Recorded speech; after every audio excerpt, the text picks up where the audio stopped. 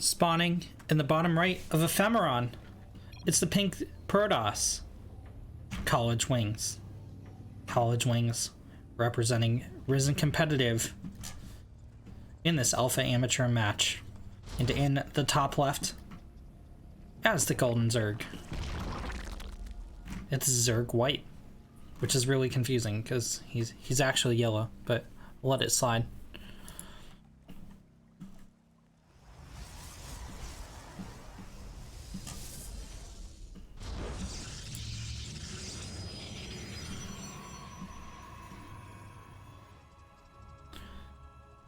The Ris3n competitive team's been doing pretty decent so far this year, under the tutelage and captainship of both Revolt and Stalix, and the occasional Kesai.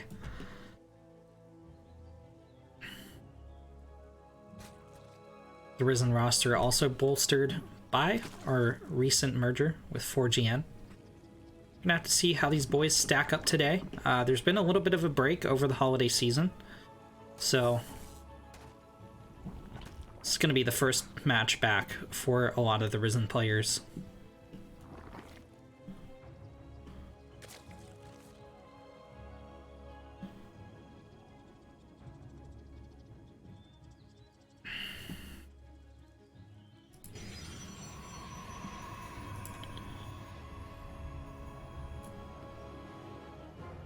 College Wings walling off at the natural.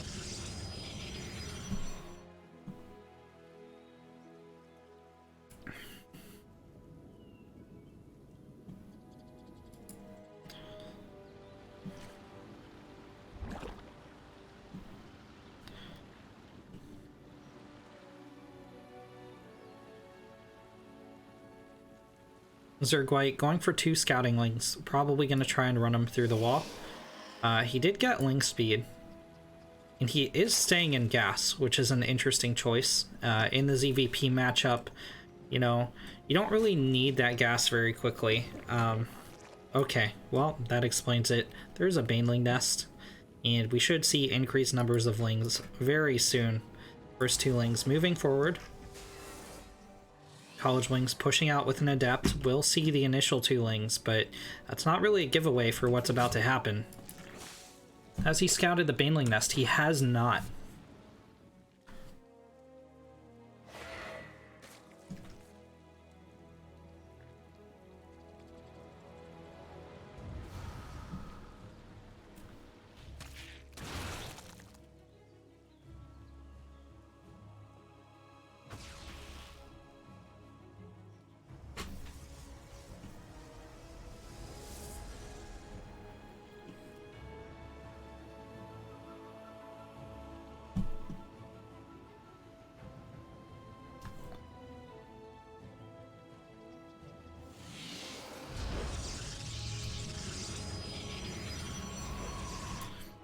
And here come the 20 lings of Zerg White.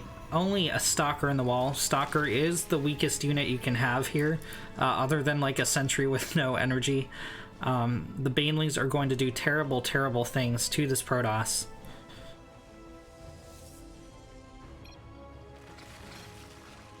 Looks like there was a pause. I am casting this from replay, but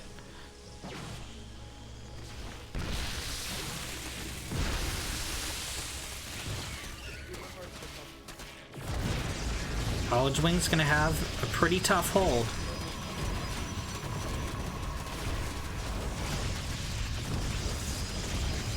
He's microing his macro.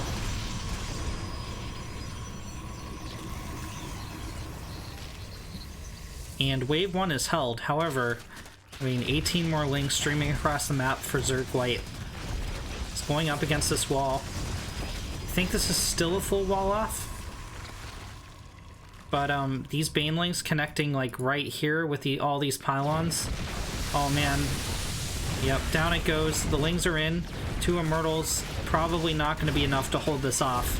Probes think about being pulled to fight. Oh no, 2 Banelings connect with the mineral line. A half dozen probes are slaughtered. 1 Immortal still holding strong back here in the corner, but these lings are just going to shark into the main. And They can do whatever they want. They can kill the probe line, they can shut down production. Mortal tries to save the main, but is going to get surrounded. Despite Warp Prism Micro, it is going to take hull damage, and College Wings is in a world of trouble.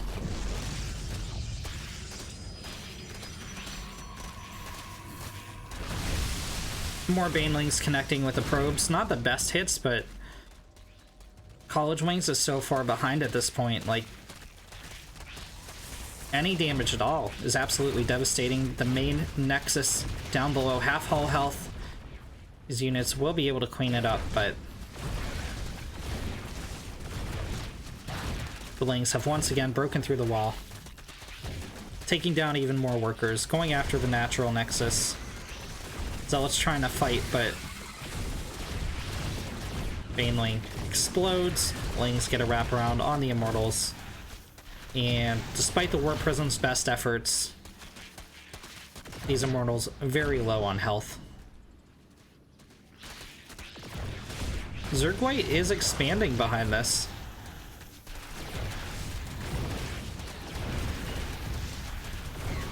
Could College Wings have a shot here?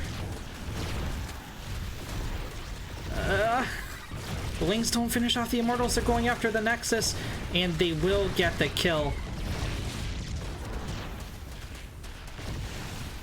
GG is called.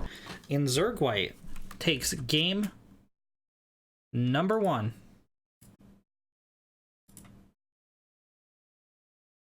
For Remember the Game.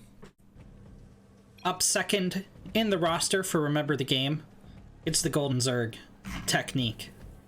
And second in the roster for RNG Pro, it's the fearsome Orange Zerg Stalix.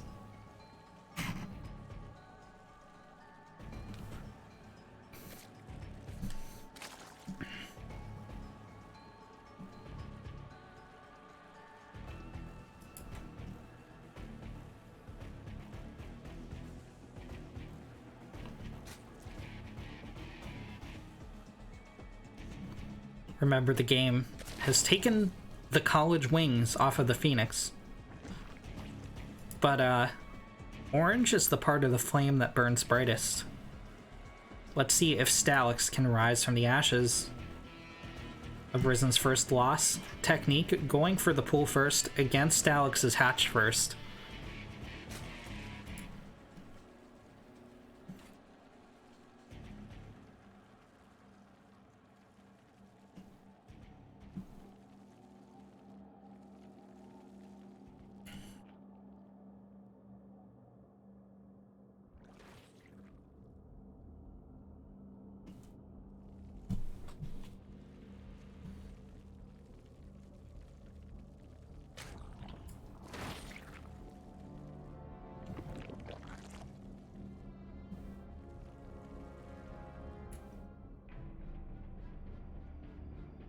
Defensive spine for Technique. This is very interesting because he hasn't scouted anything to indicate that Stalix is all hitting. A spine is a huge investment.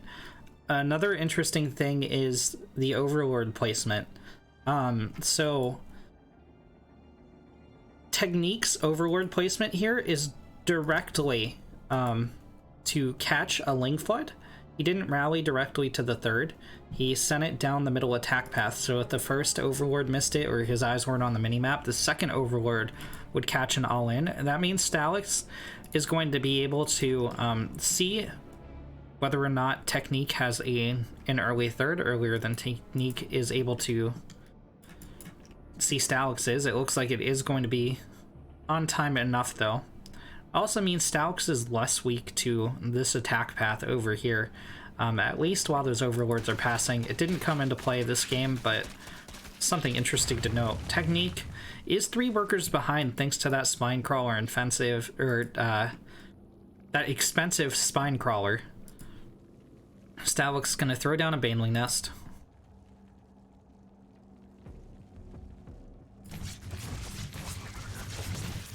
scouting lings get picked off, and Stalix has to be really confused as to what's going on. It looks like these queens will snipe the Overlord, which is quite nice as well. Stalix is going to be a little bit supply blocked for at least a couple seconds.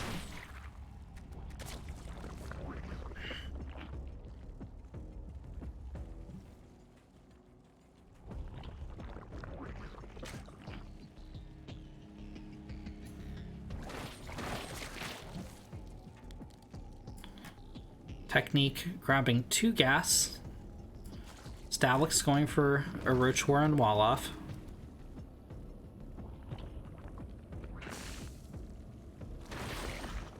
And grabbing a 3rd base.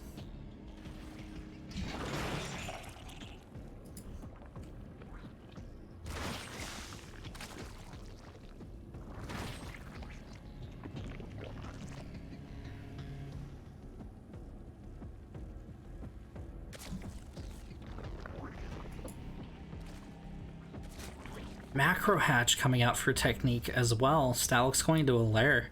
Stalix is playing really standard here. I actually have no clue what Technique is trying to do. I'm guessing this is some kind of... well, no, he's not going for lair. Ling play, maybe? Like, I feel like there might be something missing. Okay, he's going for melee and Carapace. This is really weird. If Stalix had gone for a Baneling bust at any point, that's a dead Technique. Stalix going for +1 missile. Again, really standard 3-base Roach stuff. I think Stalix might have this game in the bag. Like,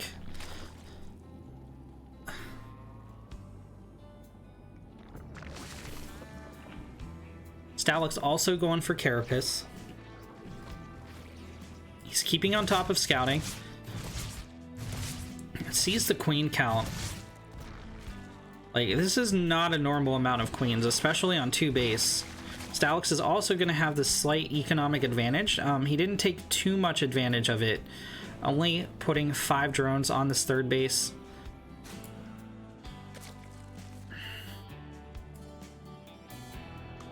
Technique grabbing a 3rd.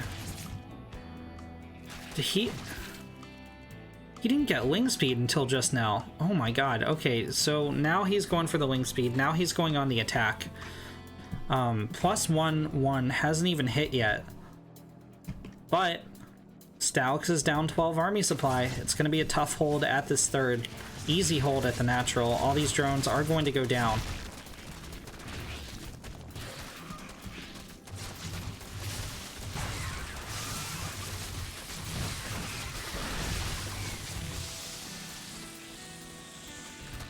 Stalix holding strong at the wall, but these 2 roaches are going to pop and get picked off, which is going to hurt our orange hero a little bit. More reinforcements being morphed at the eggs. Yeah, he realizes it and cancels it. Nidus play coming up from Stalix. 1/1 has hit for Technique now.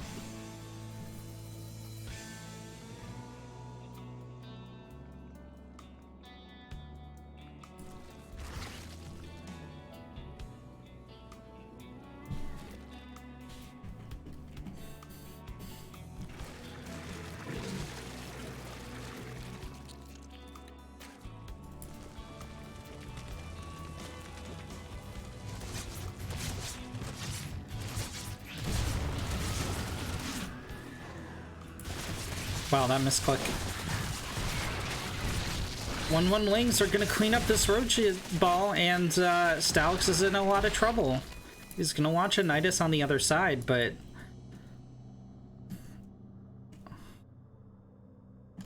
Technique, all of a sudden looking like he's in a very good position. He threw down a Spire behind all of this. He's continuing to drone, and now he's pumping out Muta.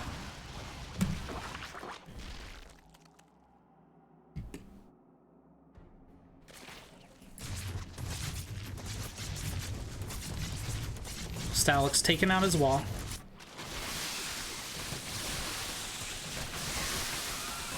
These roaches should clean up the Lings quite handily, I think. It's not going for the Ravager morph. You just coming in, pushing him back to the Nidus.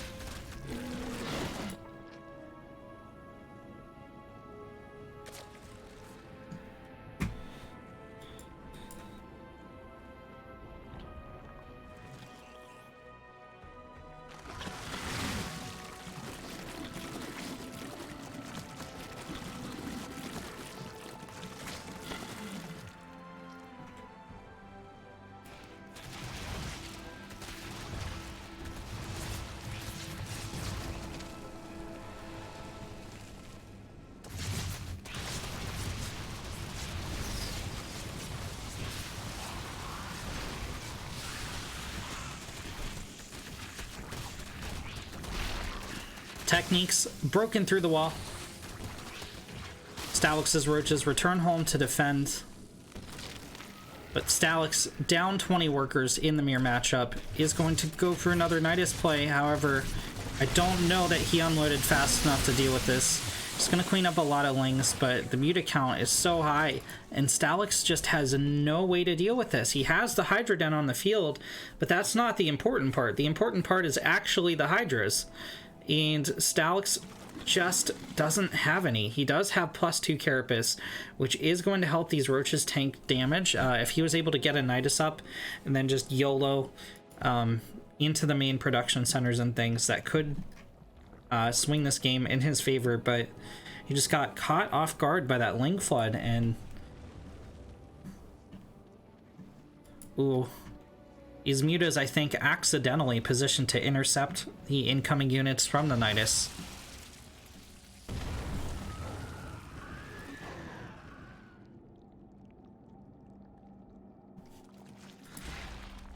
Stalix not unloading. Okay, there he goes.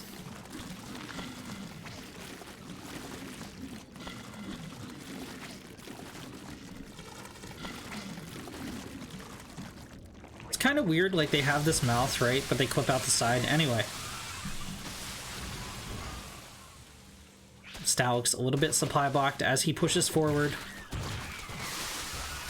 It's gonna take out a lot of lings. There's a Baneling in the mix with these roaches as well. It is going to connect, bring a lot of these lings down to low health, but GG is called, and Technique puts a second point on the board for Remember the Game.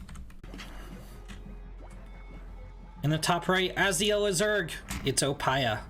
And in the bottom left, as the blue Terran, it's Yeti.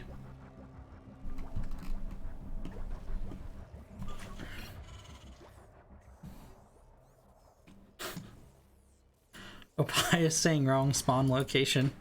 I'm not sure what exactly that means, but RNG Pro, or Ris3n Amateur down 2 maps right now. Opaya has to take this if he wants to continue their hopes in this series.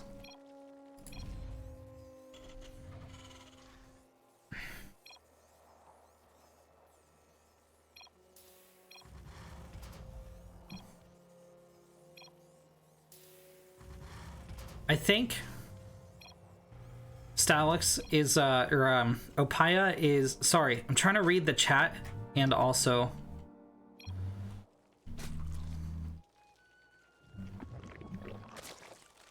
Okay, so I think Opaya is commenting on the Rotterdam meme that, like, the left side is better, it's superior for whatever reasons he's droned up. It's not.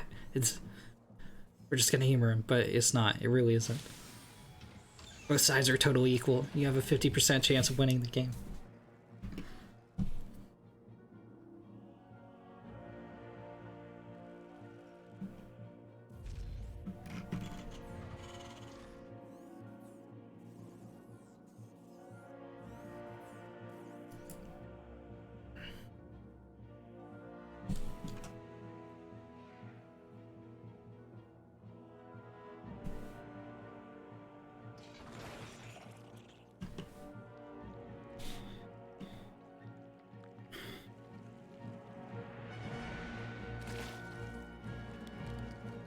Yeti SCV scouting around.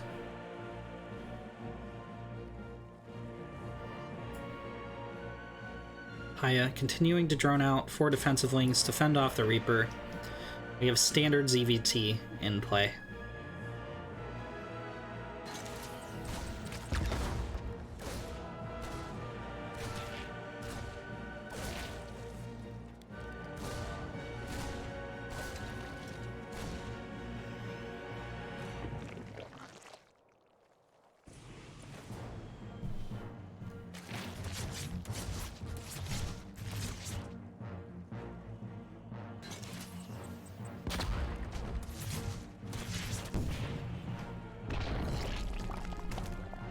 Okay, interesting. So Yeti scouts the morphing lair, and Opaya's like, nah dude, I'm going for a third, but the SCV will scout this as well, so Opaya's plans will not be as dark as night.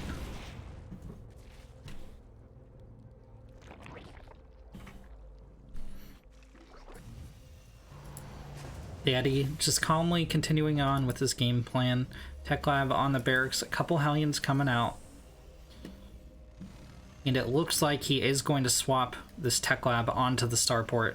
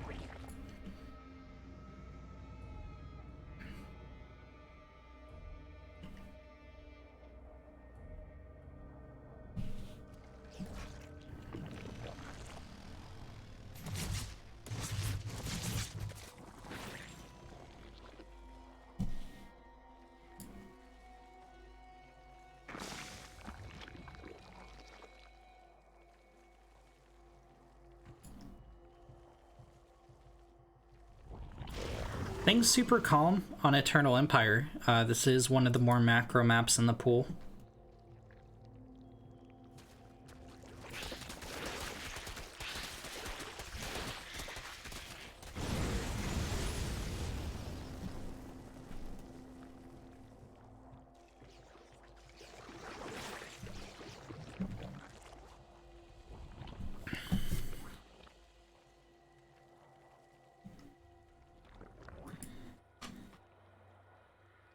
Factory behind this for Yeti.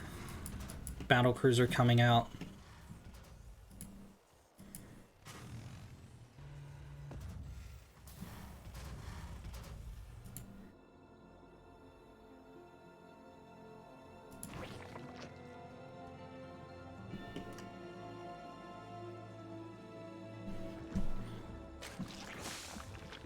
+1 in the infestation pit for Opaya.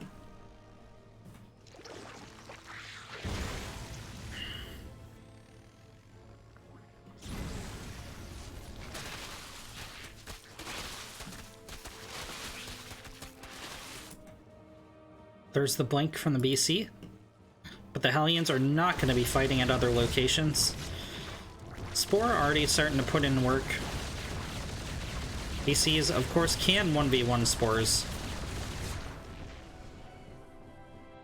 Probably even take on this queen, but Yeti doesn't want to risk it unnecessarily. Roach speed about to finish for Opaya, and it looks like he just wants to counter across the map. Battle cruiser really confused on what it wants to target at. Queens have it down in the red. Blink is not off cooldown just yet. Pio changes his mind. He's gonna back off. I think he could actually break through here. It's just Hellions in the defense, but yeah, he doesn't like his odds, so the BC gonna shut down an Overlord that will supply block Opaya for quite some time, actually. Opaya going for the Hydras to counter the BCs. It can work, but I think it's not as sure a bet as against Corruptor. The tank sieging on the high ground, I mean, these Hellions would clean up anyway, but that was a juicy tank shot right in the middle of all those roaches. Yeti gonna be free to take this third. Opaya already late on taking a fourth, if that's how he wanted to play this. 5 Hydras coming out, +1 about to finish. Carapace on the way. Hydra upgrades under production. Yeti continuing to up his factories and fully saturating this third base. Scouting Roach isn't gonna have a good day.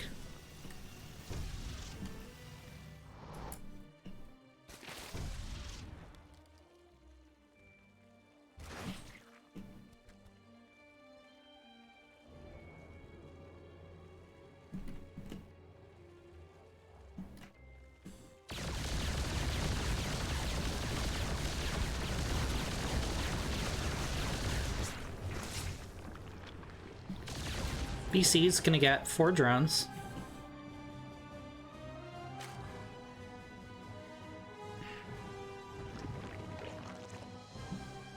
Paya just throwing down spores. He doesn't want to deal with this. And he's gonna move out to the Xel'Naga once again, taps it.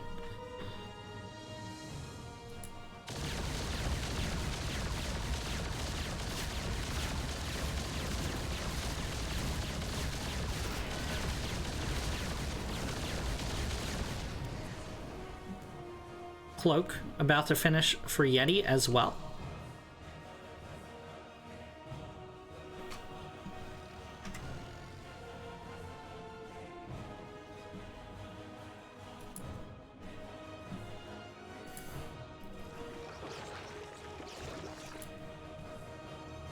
I mean, this is interesting, right? The players are just sniping back and forth. Yeti doing most of the damage.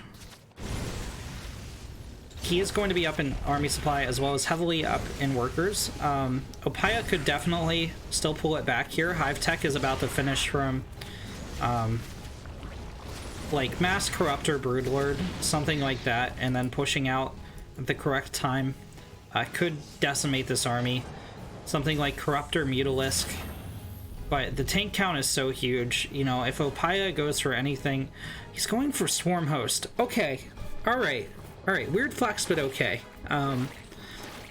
He is economically behind, so these Swarm Hosts are going to have to do a lot of work. Alright, he's really committing to these 7, about to hit the field.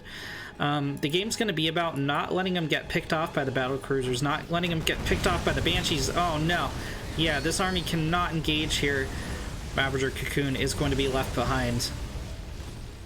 He still might make it out of there. But Yeti, now a 4-base Terran. Spire going down for Opaya.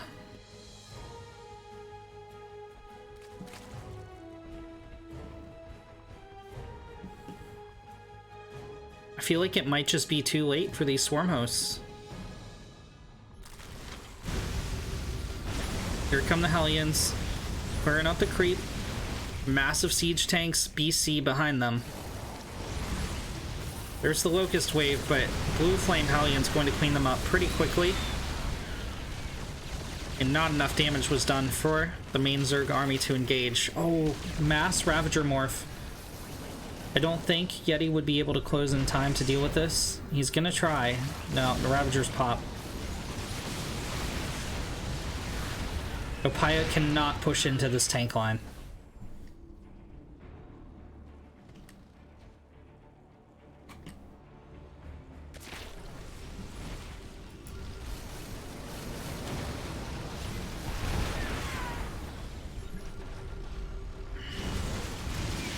Opaya has a concave on the high ground. Again, so many tanks back here. Locust Wave came in from behind. It's still not enough.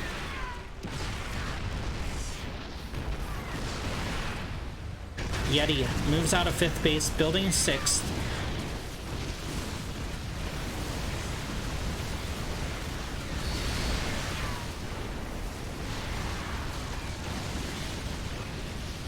And I think this army of the Zerg has just eaten too many tank shots. Down goes the Hydra Den, the Roach Warren under fire.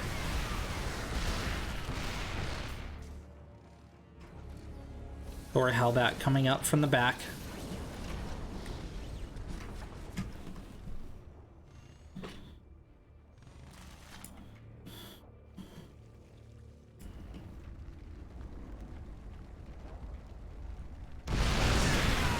Oof. Papaya's going for it. He missed with some of the bile, but he will clean up the tank line. However, Yeti, with 1,500 minerals and gas in the bank, is going to be quite fine. Like, the Zerg can't go across and do damage. Double battlecruiser blink over here. Should be able to take out the spore on this queen just fine.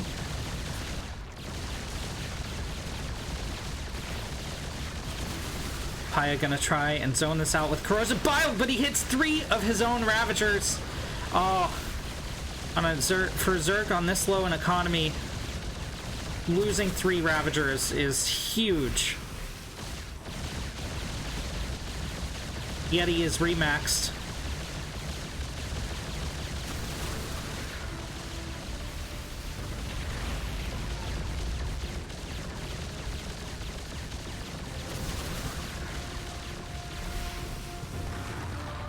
Opaya does land the bile, cleaning up the BCs, but Thor, Tank, Hellbat is the next wave. Excuse me.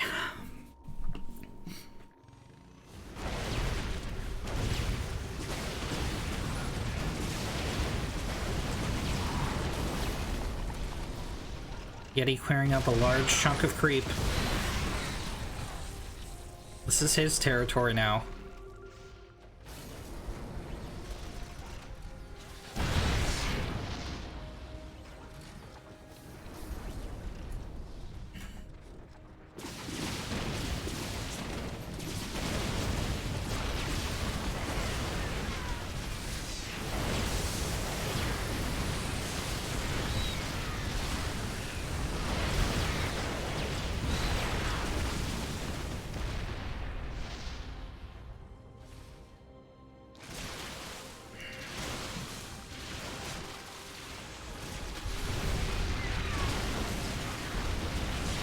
Oh, Opaya trying to reposition, but eating too many tank shots in the process. Yeti sieging down this 3rd location. Bile is going to take out a Thor, but the Zerg army is much diminished. There's the Overseers. These Banshees will fall, but there's still so many Thors, so many tanks behind this. And the last Roach Ravager gets picked off. GG is called. And Yeti takes the series 3-0 in favor of Remember the Game. Thank you guys so much for watching.